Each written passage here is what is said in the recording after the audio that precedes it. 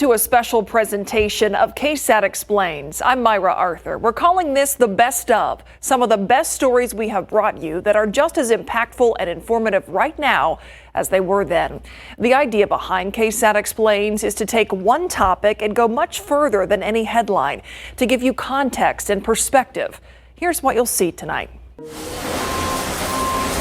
Recycling. What really gets recycled in San Antonio and why? Fentanyl. What is it exactly, and what makes this drug so much more dangerous than other substances? Blood donation. Is this the very first stop after the blood has actually arrived here at the center? That is correct. Have you ever thought about what happens to that blood after you donate it? We take you inside a lab to show you. ChatGPT. It is one of the most revolutionary technologies that is going to impact everything we do in society. What you need to know about what it can and can't do. And San Antonio namesakes. We're sharing the stories behind the names you see on a lot of places around our city. First up tonight, what's in the bin? That's what we called this KSAT Explains episode that thousands of people watched over the last year, and now you can too. We take you inside a local recycling plant to show you what really gets recycled and what just gets tossed out, and why. You toss it in here, hoping it doesn't wind up here. And here is where that's decided, the Republic Services processing plant. They take in all the recyclables for City of San Antonio customers. This is Tim Tiemann. I'll explain more when we get up there. Operations manager of the facility, where an average of 400 tons of unwanted stuff arrives every day. So we have to process at least 215 or more tons a day per shift to stay in front of that. So you're looking at 430 tons. First, a load of recyclables is weighed, then dumped. Our loader operators blend the material, fluff it. Yes, fluff it. It's to help separate the items so they can be sorted more easily. On the pre-sort line, these employees are removing what will not be recycled and will be sent to a landfill. They have to remove 45 unwanted items per minute to stay on pace. It goes into a screening process where the cardboard and the glass are taken out. Then after the screening process of the cardboard and the glass, it goes into the optical sorting area where the papers are taken out. So what makes the cut? Tiemann calls it the core four. You got paper, cardboard, bottles, and cans. That's your core fours that you want to have in your system. Not only because those things can be reused, but because someone wants to reuse it. These items are processed and then sold to mills. It's not only what can be recycled, it's what there is a market for that material itself. Somebody's got to want that used material. So there are some things, depending on who wants it, that's the mill, that are recyclable. But if there's not a desire for it, though it may be stamped with the recycle symbol on it, you might not have an outlet for it. Tiemann says goods that are recycled need to meet a few requirements. They must be big enough for the machines to process or capture. If it's smaller than a business card, we're probably not going to capture it. And items need to be clean. Well, they'll reject the material or they'll downgrade it. Now, something that happens if they downgrade it, they can send it back to us. So we pay for the freight for that truck to come back here. Plus, we have to figure out what's wrong with the material, reprocess it yet again, and try to sell it again. So that's double cost in that product. What are some of the reasons that a bale may be downgraded or rejected? Contamination. Contamination being too much plastic bags for their straining system, diapers, believe it or not, some type of medical waste. We wanted to put a few things to the test. We're going to start with an easy one. Sure, yes. How about this? Yes. Strawberry container. These clamshells, they can be recycled. If they're clean. How about this? I'll say yes to that, but if you bring me a Raid can or a Coleman propane bottle about that size, I'll tell you no, because it's combustible. How about this small little cap? Leave it on. Leave it on. No. Why not? Well, look inside it. There's peanut butter in there. Would you want that? Not here. It's because the contamination on the inside. It makes it very hard for us to process. But if I cleaned this. You cleaned it, yes. And I could leave the paper on Absolutely. here and the top. Absolutely. All right, dry cleaning bag. Okay, capture rate. Remember what we're trying to do? We're trying to capture clean. So no, we really don't want that in our stream. If it's a big city stream like ours, because we can't capture it, it's going to get contaminated because people are not as clean as everybody else. We could capture the lid, but maybe not the container. How about magazines? Absolutely. Perfect. Okay.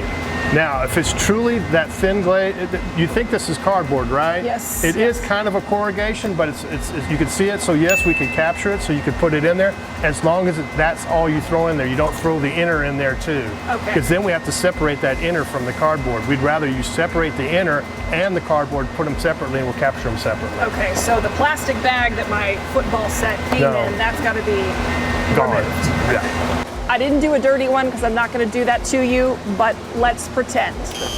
No. No. Please no. But it happens. It happens a lot. Aha. No, because we can't capture it. Because it's too small. It's too small, and it's a plastic. It's a low-grade plastic. They don't want it. All of these. Even if I'm neat about it and I bag them all up so that they're sizable. Comes down to that old, what can we do with plastic bags? Unfortunately, the market right now is not really wanting plastic bags. You're a city customer, you're allowed to do this. That's my best way of answering that question. If you're a City of San Antonio customer, this is the way they tell you to do it, do it. This. No. Okay. How do I clean a paper plate? You can't. So I just put it in the trash. Right. Now, the City of San Antonio has a third container. What's that for? Organics. Organics. What's in the organics bin is brought here. 15, 20 to 50, 100 trucks a day. So what goes in San Antonio's green bins? It could be grass clippings, tree trimmings, brush, also food waste. Those are organics. If it was once living or now dead, or if you can eat it and it's food waste, those are considered organics. Just like at the recycling facility, plastic bags are no good here either. Let's say you're cutting your grass and you don't mulch it, you want to bag your grass. So you take those grass clippings, you put them into a plastic bag, and you put that plastic bag in your green bin. Oh great, I organically recycled. Technically you didn't. The grass clippings are good, but the plastic is not good. What is accepted here is also sold to customers in the form of compost. Compost is an organic material that provides nutrition back to Mother Nature, where she once gave us that material from. First, the organic material is shredded. Alrighty, LJ, let's put a couple buckets in there, my man. Then the load is sent through a trommel screen or a big drum. So in that drum, anything that's spinning around that is underneath that 1-inch diameter will get tossed out. Yes. Then it's up to the sorting line where non-organic items get tossed out. We're looking for plastics, metals, glass, rocks, anything non-biodegradable, non-compostable. These human spotters also have robotic backups. Artificial intelligence technology using cameras and computers to pick out what doesn't belong. It happens all the time. I may not be as fast as I always like to think I am, but there are times where I will miss it and the robot will pick it right up. I've seen weed eaters, pieces of lawnmowers, rims, hubcaps, a bunch of different of everything. But that, of course, is not what makes good compost. It's stuff like this. 50 to 60 tons of food waste is dumped here daily. You can buy cut up fruit and cut up vegetables, or even steamables like broccoli, cauliflower, Brussels sprouts in a bag. A lot of that food waste material that doesn't make it to H-E-B or local grocery store chains comes here. This huge pile of food scraps provides one of two key ingredients for compost: nitrogen. So you need a carbon source, which is your green waste, your grass clippings, tree trimmings, and you also need a food waste stream. That's what makes a good high quality compost: carbon and nitrogen.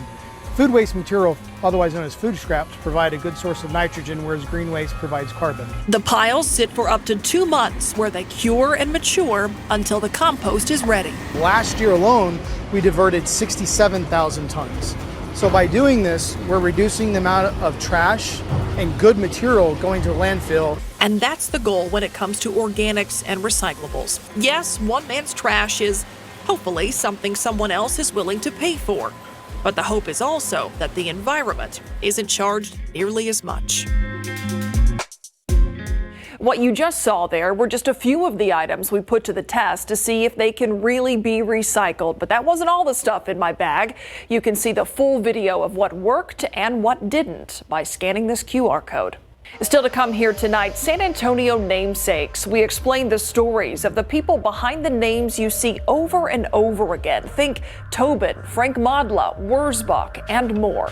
But first, is there any way for anyone to tell just by looking at a pill or a powder whether it contains fentanyl? No.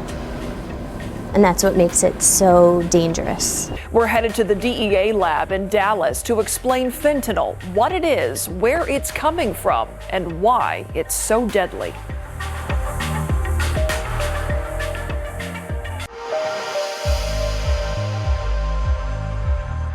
By now, you're probably aware of fentanyl and its deadly effects, and it's killing people who don't even know they're using it. But what is fentanyl exactly? For answers, we went to the DEA lab in Dallas, where fentanyl-laced pills are coming in by the thousands. Pharmaceutical fentanyl is a Schedule II drug that is typically used in hospitals to treat pain. It's mostly used as a medication to really rapidly deliver pain relief to someone while they're in the operating room. It's usually given as like an infusion. It can come in patch form.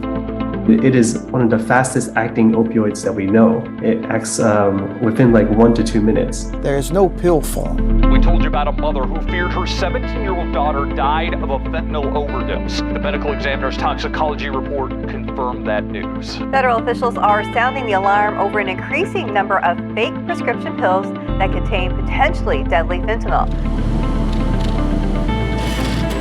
All of the federal drug evidence that comes from Texas, Oklahoma, or New Mexico comes into this DEA laboratory. We're looking to see what the sample contains, so whether it's methamphetamine, cocaine, heroin, or fentanyl. The fentanyl that we're seizing, it's coming from Mexico.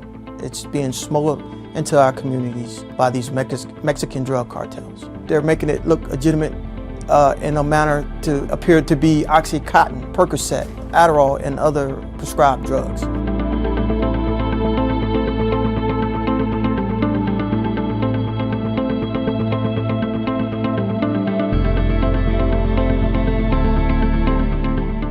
Drug traffickers that work in these clandestine labs that are making these fake pills. They are unaware of how much fentanyl they're putting into these pills. Right now we're seeing the majority of the pills, but we also see it in powder form as well as compressed powder.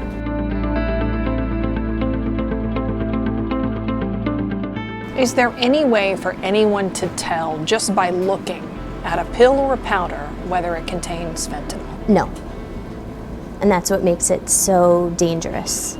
This seizure came into the lab while we were here today. An estimated 30,000 pills out of the El Paso area ready to be tested. This amount, what's in this vial, is 2 milligrams. That is a potentially lethal dose of fentanyl. The same test that we use for fentanyl we use on other drugs too that we test. This is a typical fentanyl case that we got. This is a 1 kilogram of M30 tablets. They're made to look like oxycodone tablets. You can see that there's an M printed on one side and a 30 on the other side. Take a look at the pictures. Can you tell the difference between the fake pill and the real pill? No, you cannot. This is a fake pill. And that's the problem. And they're typically about 2 milligrams of fentanyl in the tablets. And 2 milligrams is a really small amount. For instance, this is 2 milligrams of fentanyl in there. Oh wow, you can barely see there's anything even in there. Correct. So that amount of fentanyl is in each one of those tablets. One of the tests we do is a quick rapid test called the amino assay. And it looks for the specific fentanyl metabolites that are found in human urine. So we only need a little bit of the sample to do that. Just take a few milligrams of it, put it in test tube, and then we mix it with water. So these are the amino assay tests. They're kind of like pregnancy tests. You're looking for the specific antigen fentanyl antigen in that. The water is traveling up the sample stick. Once the metabolites interact with the antigens, you'll see a line. If we see one line on the C, that means it's positive. So you said this is not unlike a pregnancy test? Right, It right. looks similar to an at-home COVID test. Exactly. So we have to use our instruments to positively identify it, but this is just a rapid test to determine if those tablets might contain fentanyl. And there we go. So our sample matches that of the positive control. So we know that that tablet probably has fentanyl in it.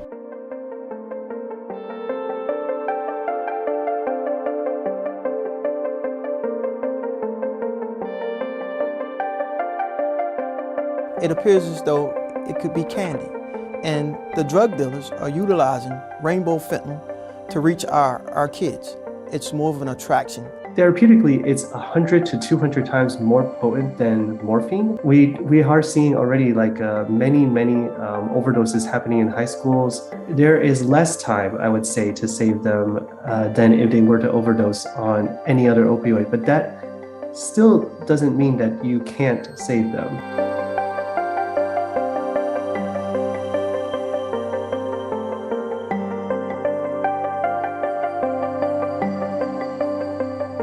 Is 100% going to work if you have it. But if you don't have it, then it's going to be too late. You're putting your life at risk by taking a pill that has not been prescribed to you. One pill can kill. The go-to tool for people experiencing an opioid overdose is Narcan. It is the brand name for an old drug administered now in a new way. In a different KSAT Explains, we show you how Narcan works and some side effects that don't often get talked about. Scan this QR code to see that. Next up, what happens to blood after it's donated? There are huge steps that every donation goes through that donors never get to see until now. That's next in this Best of KSAT Explains.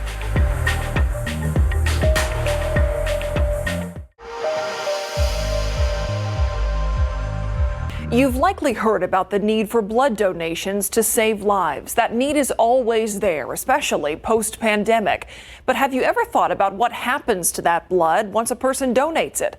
In this KSAT Explains, we show you that process inside the labs at the South Texas Blood and Tissue Center.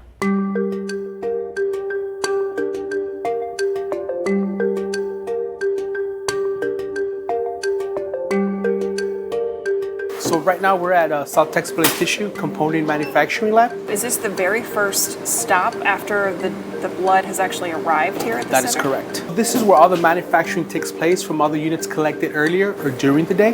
When you say manufacturing, what does that mean? We filter the unit and we also manufacture byproducts to include a plasma, a random donor platelet, a Buffy coat. So there's byproducts that are made within the donation we receive. When you say a unit, that is a donation. A donation per person. That is correct. Okay.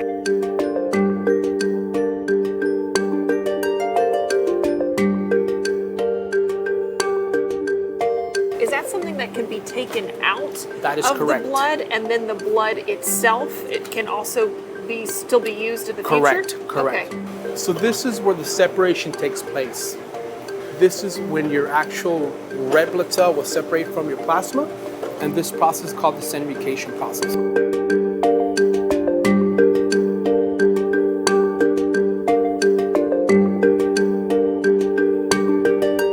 There's products that take 6 minutes, there's products that take 4 minutes, there's products that take 9 minutes.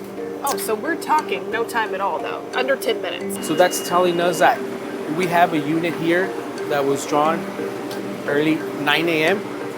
Right. That's telling us that it has to be refrigerated, completed by 5 p.m. Okay. Right.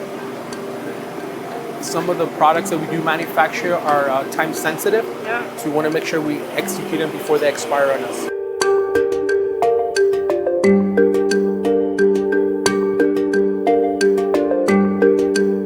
Plasma is the yellowish on top. Correct. Red blood is at the bottom. Correct. So what's happening in this process? So in this process, you're expressing all the plasma out, right? I see. So it's going to go into that bag Satellite over bag, there. correct. Satellite bag. Correct. See that? Once the indicator state there's red blood cell on the line, it's going to automatically stop. It's going to seal the bags. Stop, sealed. And at this point, your expressing has completed. We're going to go ahead and drain the additive solution. This is what gives it the shelf life of the unit. We're removing all the white blood cells from the transfusible bag. These white blood cells, if they'll get transfused to other patient or recipient, they could attack your immune and you could have a reaction. So this is the red blood being filtered. That little filter right there is what takes out the white blood cells. What happens to the white blood cells that are captured? It gets thrown out.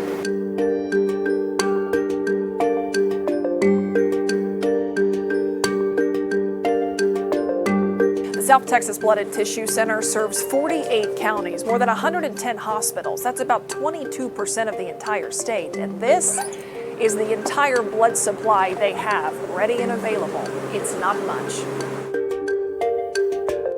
Not a lot to work with, even on the best of days. So imagine when the worst comes along. Right after the break, staff at the South Texas Blood and Tissue Center explain what happened when every drop was needed the day that 19 children and 2 teachers were killed in Uvalde. Stay with us.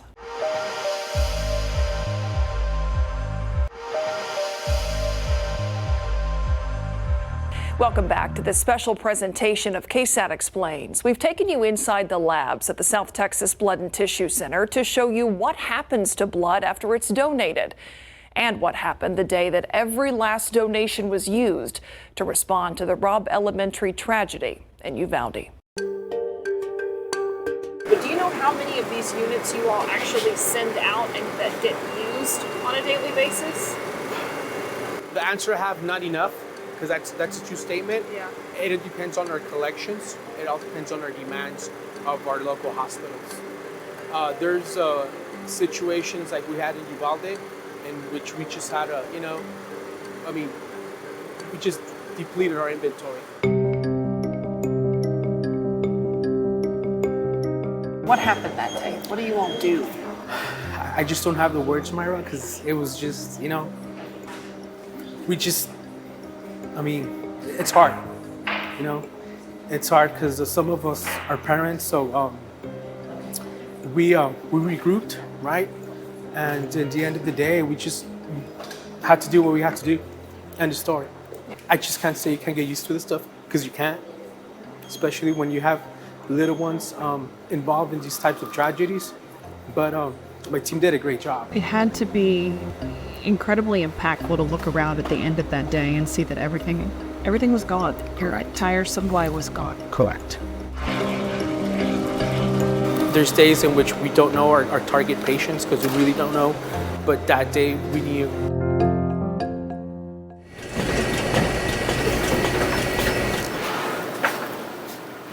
This is our bulk input module, or the BIM. So the BIM is where when we load large volumes of samples, this is where it starts in the BIM. And so what it does is it picks up the sample and then it puts it in one of the carriers. It takes a picture in this little house right here.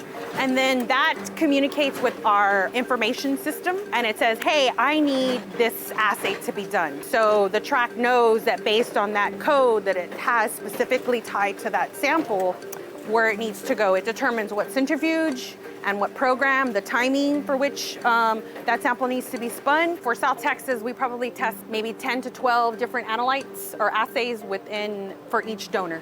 So when you say 10 to 12, are you looking for basically 10 to 12 different viruses, markers? So it's different viruses on it's similar viruses on a different level.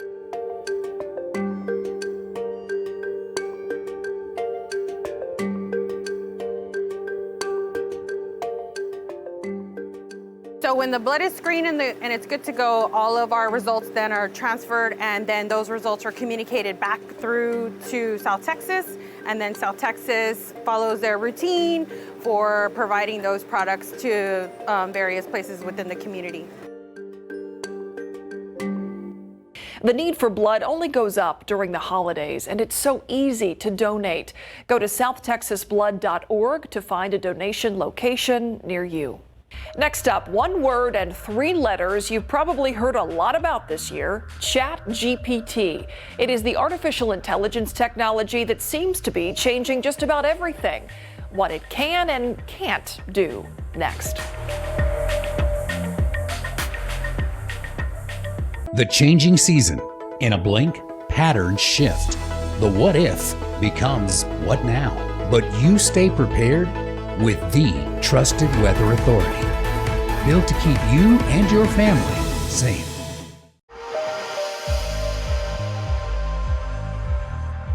ChatGPT is the latest tech innovation blowing people's minds. Whether you're into tech or not, it's worth paying attention to because it has the potential to revolutionize just about everything. It is a tool that writes words, think articles, essays, and more in just seconds. And it's all based off of just a few words that a user puts into it. So it makes writing easy and fast. But it's not perfect. Here's KSAT Explains. ChatGPT is a large language model and a form of generative AI, or artificial intelligence. Did we lose you already? Let's try this. When someone says ChatGPT, what comes to mind for you? I get really excited and I start to speak faster. Ryan McPherson is a communications professor at UTSA. I am using it almost every day. And he is enthusiastic about ChatGPT. It is one of the most revolutionary technologies that is going to impact everything we do in society. ChatGPT produces text based on a question that it's asked or a prompt that it's given. Sometimes we struggle to explain things to other people, and this can give us a way to explain it at different levels. So I can say, explain ChatGPT or any other subject like I'm a 5th grader, and it can give me a simple bulleted list that I can more easily understand than going to Wikipedia and searching or going to Google and searching. Or it can write full articles or essays, paragraph after paragraph in seconds. For McPherson, I put in my integrated marketing communication assignment. I gave it the recipe, and it's really good at following recipes. And so it produced a project that was junior to senior level. And I was like, wow, this is gonna change everything. Watch this. I asked ChatGPT to write this story for me.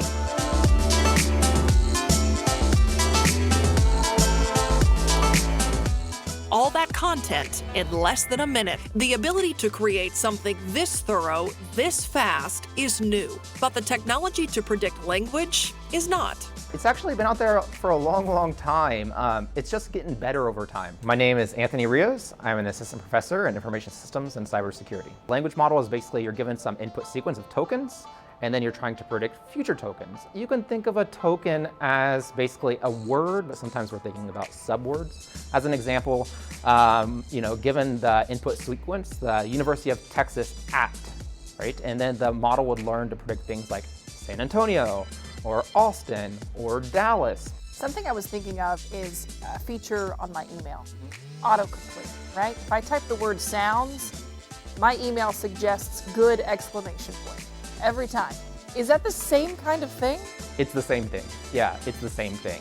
And autocomplete has been around forever, right? You imagine Google, right? Typing out like some things on a Google search and you're seeing new things come up. But this is far more and more complex than a few words. The company OpenAI debuted ChatGPT in November 2022. At that time, the large language model was trained how to predict text based on, well, a lot of stuff online that had been published up until its debut. Then it was updated mid-March. And with every update, ChatGPT incorporates more current content. You can ask it to come up with anything, really. All you have to do is create an account, and you can try it for free. And with every use, this technology is evolving as it learns from us. Like if an output comes from the system, like you're playing with ChatGPT and you say, hey, no, this is not good, or this is good, like a thumbs up or a thumbs down, then it can learn it over time. But humans are actually providing that feedback. So how in the world can humans provide that feedback, provide those kind of guidelines for basically everything on the internet? Yeah, they can't. It's impossible to cover everything. So ChatGPT is not the answer to every question. No, definitely not. Though some people think it is. Coming up next. People always wonder why we have two Wurzbach roads. Well, it's a great story. Wurzbach, Tobin, Frank Modla, V. Henry B., and more. They're names you see over and over. The stories behind San Antonio namesakes. Next.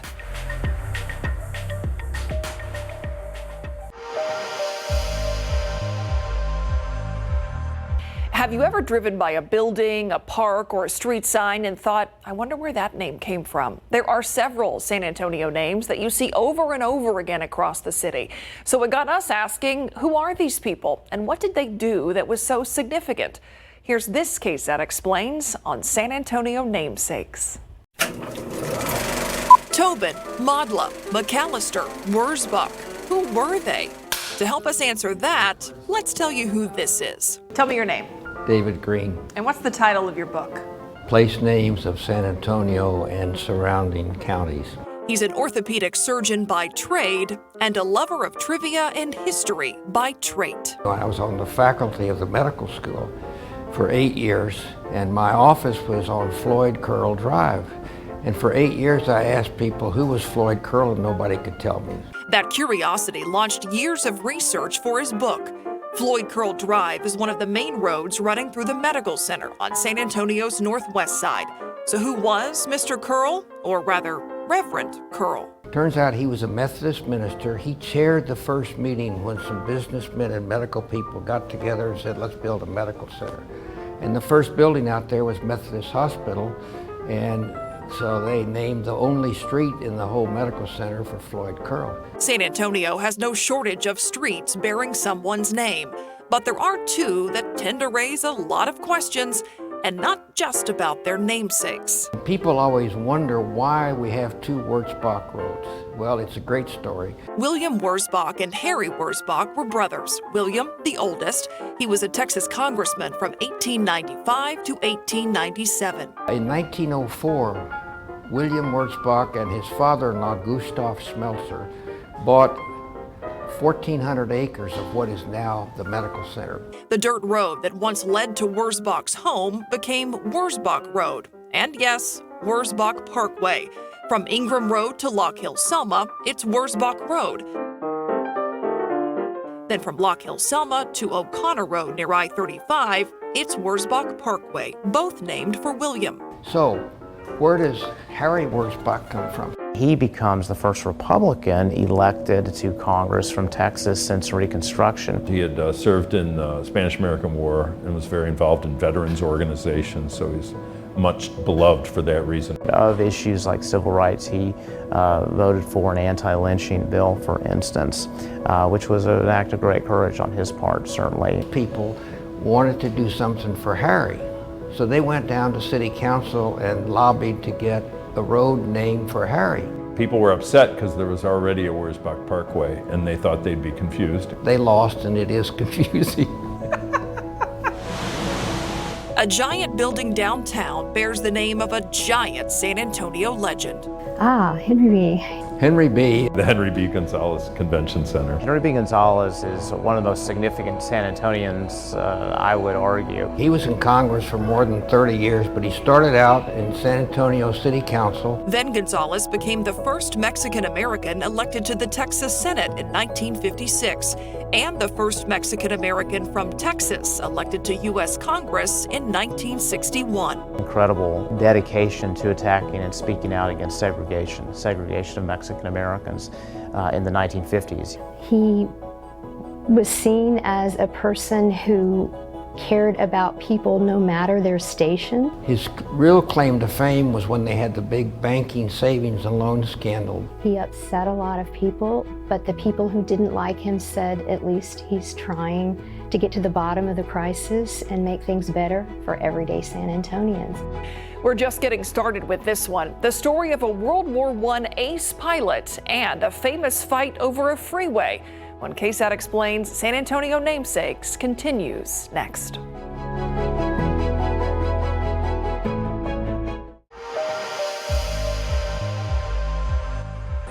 Another name you see over and over, McAllister. Walter McAllister was mayor of San Antonio from 1961 to 1971.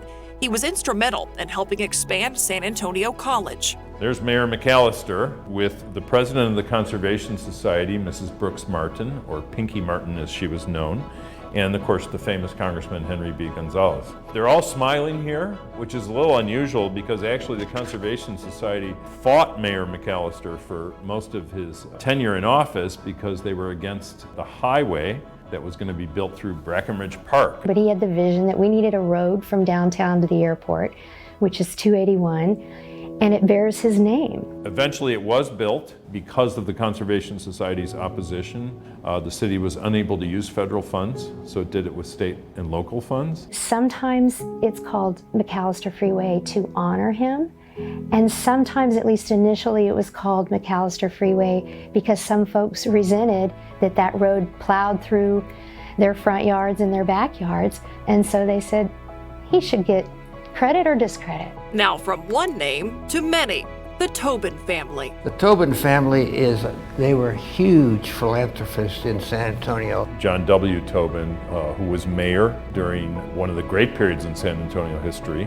the time the Conservation Society was founded in the 1920s, was a great period of growth for the city. When they built Almost Dam, when they had a big flood downtown, and he was instrumental in doing that. Mayor Tobin's nephew was Edgar Tobin. His story is on display at the Whitty Museum. Edgar Tobin, and he was a World War I ace pilot, came back and started an aerial photography company. But they were really not a wealthy family. And Edgar Tobin's the one that created this aerial surveys and created a mapping company that all the oil and gas companies of the day needed to have these Tobin maps. So that's where the family fortune really came from. Edgar's wife, Margaret, had a love for art, theater, and symphony. And she started the San Antonio Symphony in 1939. She passed on that passion to their son, Robert L.B. Tobin, who the Tobin Center is named after. Robert was a born collector. He probably has the biggest collection of theater arts in the entire world, and that's now known as the Tobin Collection of Theater Arts, which is housed at the McNay Art Museum today. So when you think of something like the Tobin Center, you think of the arts because these are the people that help create some of our foundational arts organizations. Education is the legacy of our next name, Frank Modla Jr. We're standing right now in the Senator Frank Modla building on campus. The campus of Texas A&M San Antonio. His major dream was to bring a public university to the south side of San Antonio. And he labored literally for years to do this, to get this support. Modla served in the Texas House and Senate from 1972 to 2006. He helped bring the Toyota plant to San Antonio and redevelop the old Kelly Air Force Base. But he didn't live to see his dream for a Southside University become reality. He died in a house fire in 2006. A&M San Antonio became a standalone university in 2009. We view him as an iconic figure on our campus, and our campus colors are silver and black and what we call Modla Maroon. He was just really a constant voice for the people of this area. And those are just a few San Antonio namesakes in a city full of so many stories to tell. A lot of people don't want to read a history book or hear about a historical event. But if it's in a place or a place name, the park is named, the street is named, the building is named, then it's part of your regular everyday life. It's not this separate category of history, it's just part of life. And it connects you to people who were there before. Anything we missed? Oh yeah, we missed about 990 of these things. We'll be right back. Know My Neighborhood, KSAT 12's continued dedication to give you a voice, giving you a never-before-seen look inside different neighborhoods that make up our home. Only on KSAT 12. Scan to see now. This is just a glimpse of the topics that KSAT Explains has covered. What do you want to see us dive into? Let us know by going to ksat.com/explains. There's a place where you can submit your own ideas or send me an email at marthur@ksat.com. You can find our stories anytime on the KSAT YouTube page. Thanks for watching this special presentation of the best of KSAT Explains. I'm Myra Arthur. Good night.